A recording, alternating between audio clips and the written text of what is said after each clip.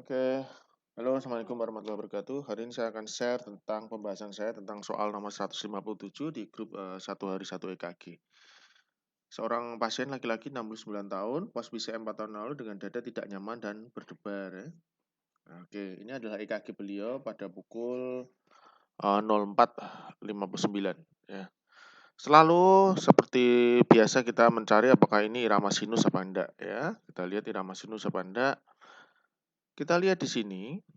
Di lead 2, ini di lead 1 itu enggak jelas, gelombang P-nya yang mana enggak jelas ya. Kemudian kita lihat di lead 2, ini bisa seakan-akan seperti P ini. Ini bisa seakan-akan seperti P. Karena kan kita ingat bahwa di lead 2 harusnya P itu positif. Ya. Ini bisa seakan seperti P. Ini bisa juga kita anggap seperti P. Ini, nah, tetapi di AVR P-nya yang mana? Apakah ini?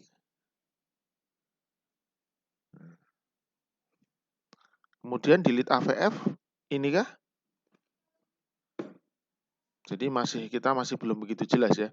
Di lead V1, V2, V3 P-nya tidak begitu jelas. Di satu sisi, komputer ini dia membaca sebagai white GRS tachycardy. Dia membaca white GRS tachycardy terutama karena komputer membaca di lead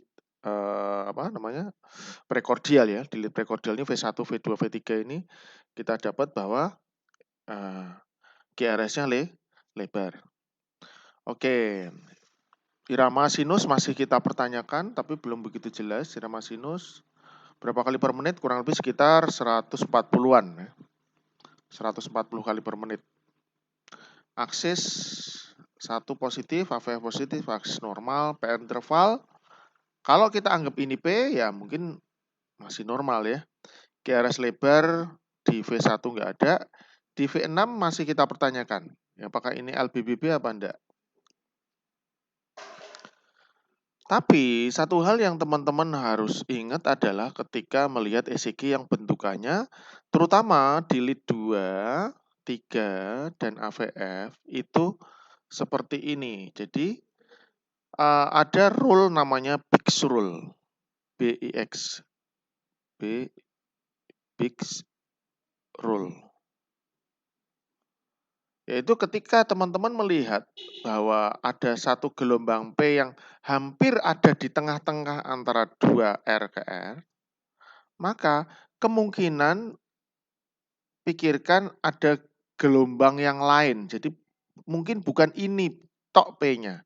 Atau bahkan mungkin P-nya yang sebelah-sebelahnya. Nah, kita lihat di sini. Kalau kita lihat lebih detail, di sini ada ini dan ini. Di lead AVF kita lihat ini dan ini. Ini. Apakah ini? Ya, kita fokus ya sekarang coba lihat ke sini. Nah, di sini.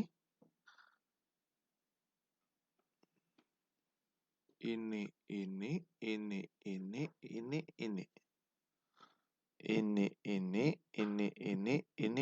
Apakah ini? Kemungkinan, coba kita balik. Nah, sekarang kita lihat balik. Salah satu cara untuk lebih detail kalau kita curiga ini suatu kelainan yang disebut atrial flutter, maka kita balik ECG-nya dan kita lihat di lead 2, 3 AVF. Nah, ini.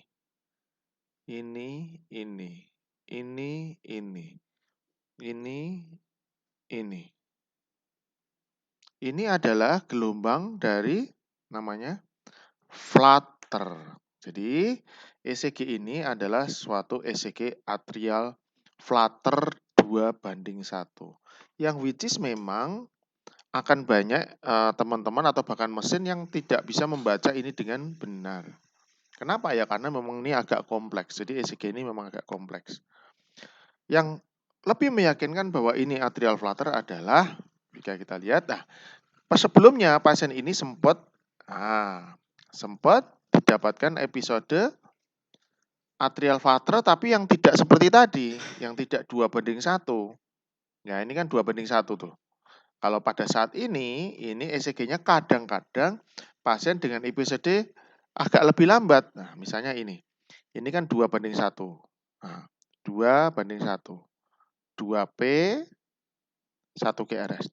Pada ECG ini kelihatan tek tek tek. Nah, ini lebih meyakinkan bahwa beliau ini yang kita dapatkan pada waktu jam 4 adalah suatu atrial flutter 2:1. Keuntungan dari sebelumnya sudah pernah atrial flutter tapi tidak secepat yang jam 4 tadi ya.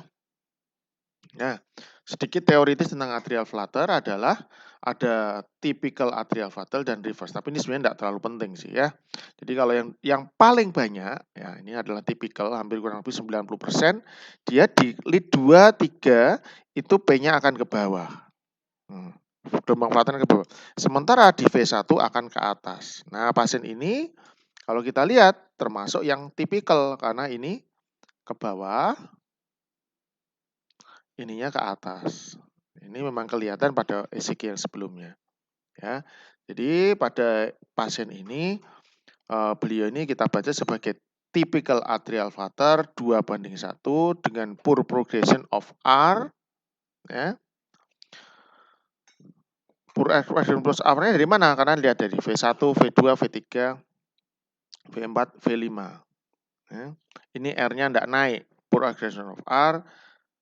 Dan ada GRS yang melebar, jadi ada intraventricular conduction delay. Tetapi tidak masuk LBBB. Kenapa? Karena kalau sekilas kita lihat di sini ada gelombang Q. Salah satu syarat dari LBBB adalah bentukan seperti M di V6, tetapi tidak boleh ada gelombang Q di V6. Ketika ada gelombang Q di V6, ini membatalkan tentang left bundle branch block. Nanti kita lihat ya. Nah, ini mengulang lagi tentang atrial flutter. Jadi atrial flutter ada yang bloknya tetap, ya. Ada yang bloknya bervariasi. Lihat nih, 3, 1, 2, 3, 4. 4:1, 3:1. Ya. Nah, ini adalah contoh, nanti bisa dilihat lebih detail, blok bervariasi. Jadi, ini bisa 4:1, 1, 2, 3, 4, 1, 2, 3, 4-nya ketutupan di sini ya. Masuk dalam gelombang GRS 4:1. Kadang-kadang dia berubah menjadi 5:1, 1, 2, 3, 4, 5-nya di sini ya. 3:1, 2, 3, nah ini pas tidak ketutupan. 1, 2, 3, 4, nah 5-nya ketutupan. Jadi memang ECG tidak kayak hukum harus seperti itu, bentukannya harus seperti itu.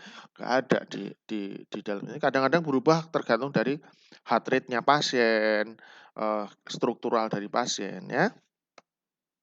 Nah, ini adalah teman-teman boleh searching di internet, ini artikel yang cukup bagus, 10 tips untuk supaya kita tidak miss atrial fibrillation 2:1. Karena sekali lagi mesin pun sering miss, lihat. Ini dibaca oleh mesin sebagai sinus tachycardia karena dia menganggap ini gelombang P. Akhirnya apa? Akhirnya ini AV block derajat 1 kan? Karena dia memanjang dari sini sampai sini. Nah, jadi mesin pun juga sama. Dan pada ECG kita juga sama, masih dianggap sebagai white GRS tachycardia. Dia tidak ngomong tentang atrial flutter. Nah, ini adalah 10 tipsnya.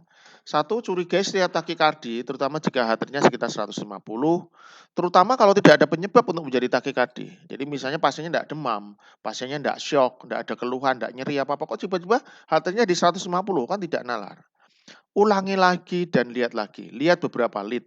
Lihat lead yang lebih panjang. Karena mungkin ada tadi variabel blok 2:1, kemudian jadi 3:1. Kadang kalau misalnya kita tidak yakin, teman-teman di UGD kadang ngasih adenosin atau yang lain, baru dari 2:1 ini bisa menjadi 3:1 baru kelihatan. Dan meskipun white GRS, tetap kita pikiran atrial flutter. Kita lihat pada ECG pasien kita tadi, white GRS tachycardia, tapi ternyata atrial flutter. Terus memakai Bixrule dan pastikan bukan atrial fibrillation. Dan paling penting adalah latihan. Kita harus sering melihat EKG dengan atrial flutter 2:1. Ini adalah Lewis lead, nanti bisa dibaca lagi. Dan ini adalah Bixrule yang tadi saya sampaikan. Jadi intinya kalau ada satu gelombang jendulan di atas ini, satu, maka pikirkan bahwa ini sebenarnya bukan satu, ini mungkin yang lain yang kalau dia di sini ngomong ini yang kemungkinan gelombang F wave-nya. Tapi kalau saya bisa aja ini sebenarnya gelombang F wave-nya ini. Karena kan lihat ya di 2 3 F paling banyak dia ke bawah ya. Nah, yang meyakinkan tadi tentang flutter, kemudian kenapa kok saya yakin ini bukan suatu bundle branch block? Karena ketika kita lihat di irama sinus, nah, ketika lihat kita di irama sinus, jelas banget di sini ada gelombang Q di V6. Jadi LBBB bisa kita coret ya. Tapi memang betul ketika pada atrial flutter kadang-kadang kita tidak begitu yakin. Tapi ketika kita melihat irama sinus kelihatan bahwa ada gelombang Q-nya. Apa yang saya lakukan? Karena pasien ini di ruangan dan ketika saya anjurkan masuk ICU tidak bersedia, jadi saya hanya memberikan amiodaron dan saya lanjutkan dengan amiodaron loading, kemudian saya berikan lanjutan. Memang harus dikardioversi. Kenapa? Karena saya tahu bahwa pasien ini sebelumnya adalah irama sinus. Terbaik apa yang dilakukan? Kita bisa melakukan dengan kardioversi dengan listrik ya. Tapi kalau di ruangan saya tidak berani melakukan ya. Di ruangan harus memakai farmakologi. Nah, setelah dilakukan pemberian amiodaron, maka ECG kembali ke irama sinus dengan multiple ini ventricle extrasystole sepertinya.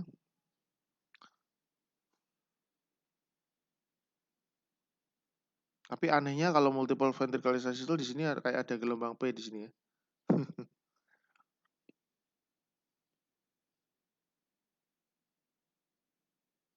Tetapi yang kurang baik adalah lihat tensinya jadi turun. Kemungkinan dari efek kordaron atau karena terlalu lama beliau ini dengan kondisi atrial flutter. Kenapa? Karena beliau ternyata triple vessel disease, ejection fraction-nya hanya 20%, ada ini pernah 3 atau 4 hari lalu melena dan sudah mendapatkan transfusi dan terus terang dengan keterbatasan dari biaya. Jadi ya kita akan usahakan semaksimal mungkin untuk pasien. Bacaan yang sangat detail untuk atrial flutter teman-teman bisa searching di internet. Oke, bismillah semoga baik-baik saja pasien. Bismillah. Terima kasih. Wassalamualaikum warahmatullahi wabarakatuh.